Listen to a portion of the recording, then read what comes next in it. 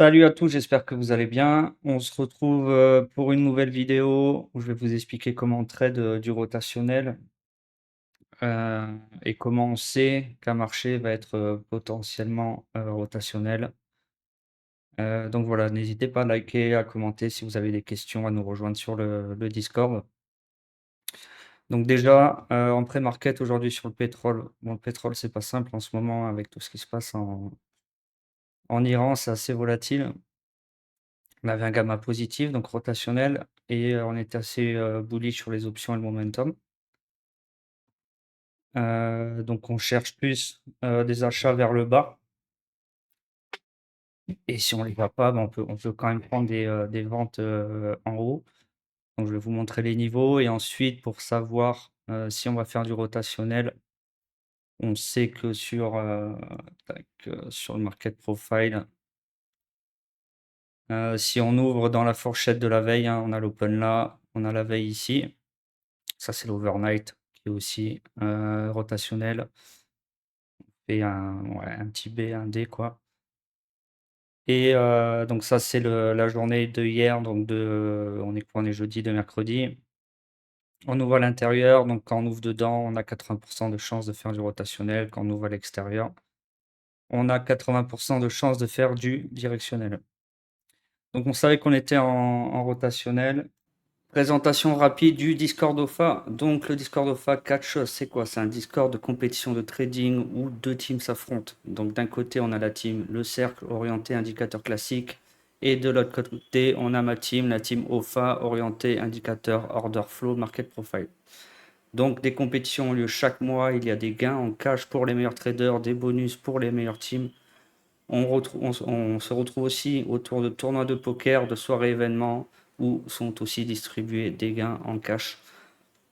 Deuxième chose, on a des live trading toutes les semaines. Donc sur l'Open US, on se retrouve, je partage mon écran. On fait des lives communautaires ensemble. Troisième chose, les formations de trading. Donc j'ai récupéré les meilleures formations de trading anglophones et je vous les refais en français. Donc c'est pas des formations de Dubaï, c'est pas des formations de TikTok. Ce sont des vraies formations avec des mecs qui ont de l'expérience dans le domaine. Et dernière chose, la plus importante, ambiance, valeur. Donc voilà, il faut avoir du respect, être éduqué. La moyenne d'âge du Discord est assez élevée. C'est un Discord fermé, donc il faudra avoir un appel avec moi avant pour pouvoir rentrer sur le Discord. Je suis obligé de faire ça pour maintenir l'ambiance au sein du Discord. Donc vous trouverez en description de la vidéo le lien du Discord. Une fois sur le Discord, vous aurez une vidéo de présentation obligatoire à regarder jusqu'au bout avant de prendre rendez-vous avec moi sur le calendrier. Et donc voilà, c'est tout. Je vous laisse continuer la vidéo. Du coup, à l'open,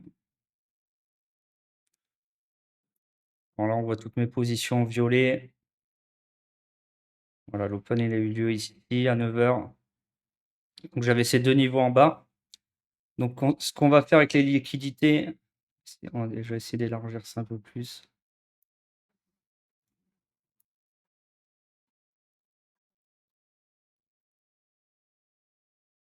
Une grosse liquidité qui s'est créée en bas là.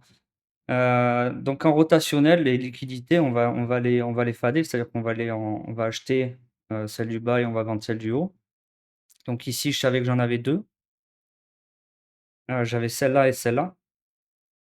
Donc je suis rentré quand ça approchait deux fois. En pré-market aussi, hein, on l'avait, je me rappelle, je ne l'ai pas pris, on s'approchait. Ouais, c'était là. On s'était pas assez approché. Donc voilà, SL sous la seconde liquidité. Donc deux achats ici, un TP1 ici et un break-even ici, enfin break-even, un trailing stop là. Moi je cherchais, bon alors peut-être j'étais un peu ambitieux, sachant qu'on était sur du rotationnel, à choper ce gros niveau liquidité. Donc on a des priorités, hein, sur les liquidités, plus elles sont longues, plus elles sont importantes, hein. Donc on a la priorité 1 là-haut, 2 ici, 3 ici, ça serait la 4. Donc le marché est attiré par les liquidités. Quand on trade un marché en tendance, on attend plus de la cassure de liquidité comme ici, c'est pas de la tendance, mais dans l'exemple, remarque qu'il y avait pas de liquidité avant ici. Dans la tendance, vous allez plus trader, comme ceci, par exemple. Je pense que là, non, je l'ai pas. Alors, on a un bel exemple là. Cassure de liquidité, pullback sur la nouvelle liquidité qui se crée ici. On a le pullback là. Donc on était dans un marché un peu, donc on attend de casser une liquidité et de pullback au-dessus sur une nouvelle liquidité qui se crée. D'accord? Ça, c'est pour trader la tendance. Donc aujourd'hui en rotationnel, on a vu alors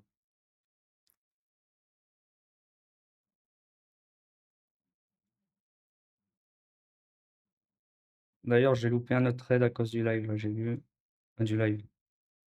Je suis en live trading, hein, sur le Discord d'ailleurs si vous voulez me voir trader en direct. Donc hop, on va revenir là.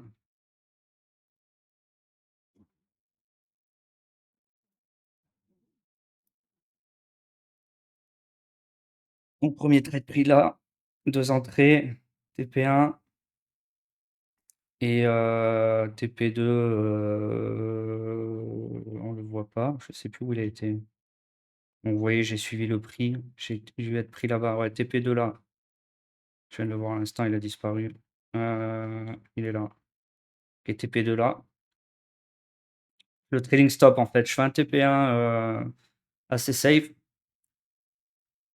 Ensuite BE sur le deuxième TP et trading stop après, au fur et à mesure qu'on crée des liquidités. Vous voyez comme je suis les liquidités ici? Et création de liquidité, je me mets là. Création ici, je me mets là. Création ici, je me mets là.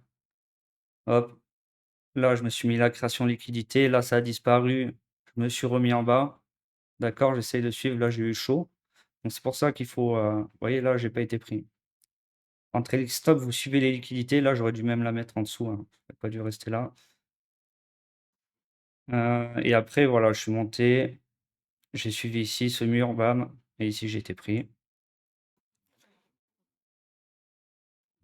Là, j'ai pris un second trade parce qu'on avait, 200 contrats ici qui se sont posés. Je l'ai pris plus tard, mais je suis allé le ça a été pris et finalement je l'ai clôturé, heu, un petit gain ici et après ABE, je crois. Plus tard, voilà, ABE ici. Donc toujours pareil, j'ai attendu, j'ai vu qu'on avait là le 96, à 96 on avait des niveaux et à 95,50. Donc là, il y avait trois murs. Je me suis dit: «Je balance, j'attends le deuxième mur ici, qu'on s'approche d'ici et je reprendrai, je mets toujours SL là et je reprends en fait des trades ici sur le deuxième mur et sinon je prends tous mes SL ici, tant pis». Mais je savais qu'on était en rotationnel bullish, donc voilà, je prends ici déjà mes premières entrées. On n'est pas revenu ici, on est reparti direct. Donc là pareil, TP1 ici assez rapide. Et vous voyez après donc là je me mets, quasiment à BE, bah, le BE était ici en fait et donc là j'étais sous mon BE mais j'avais pas envie j'avais pas envie de me mettre, j'avais pas envie d'avoir un second trade en négatif donc je l'ai laissé sur mon point d'entrée. De toute façon j'aurais été pris ici, je pense. Mais bon, vous voyez comment ça réagit les liquidités et donc là j'étais en train de visionner, on avait quoi? Bah, on avait toujours ces niveaux en bas. J'ai en parallèle aussi le Brent ici. Alors on va parler de ce niveau-là. J'avais ce niveau en visu, donc essayez d'avoir des corrélations sur ce que vous tradez aussi. C'est hyper pertinent. Donc là, c'était 10h12 à peu près et donc ça a dû se passer par là. Alors je crois que j'ai loupé quelque chose, hein, parce que j'étais en train ouais, voilà. On est revenu sur ce niveau 95-80. Je sais pas si je l'aurais pris ou si je l'aurais attendu là, franchement, je sais pas. On avait quoi? Je sais pas si c'était un bon niveau. Ouais, 52, 39, 63. Donc voilà, en rotationnel, hein, on cherche le bas sur un market profile, hein, c'est simple, hein, c'est les excès. Alors, j'ai mis ça où là?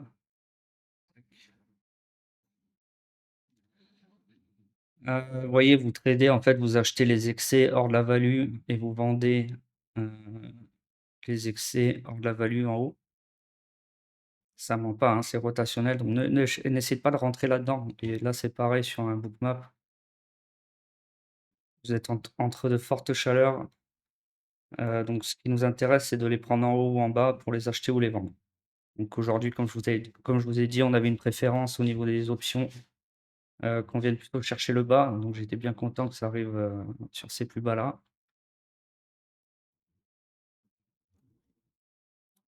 et voilà et sur VWAP, hein, c'est pareil, on va prendre TSD2 ici.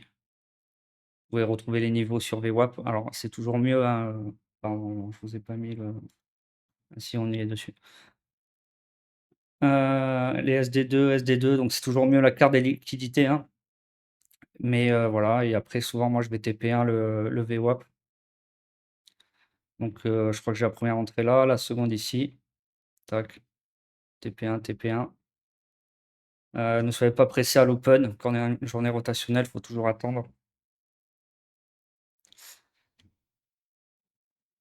et là on est parti, vous voyez, sur la SD2. Alors est-ce qu'on a pris, donc moi des niveaux vraiment qui m'intéressent pour vendre, c'est un peu plus haut. On va voir si je continue à trader aujourd'hui, je sais pas. Quelle heure il est? Donc voilà, tac, je remets l'écran. Donc voilà comment trader, du rotationnel avec les liquidités et notamment Bookmap. Donc je vous ai expliqué comment avoir un biais rotationnel ou directionnel, et comment vous pouvez trader, une fois que vous avez votre biais rotationnel. J'espère que cette vidéo vous a plu. On se retrouve très bientôt pour une prochaine vidéo. Je vous souhaite à tous une excellente semaine et vous dis à très bientôt. Ciao.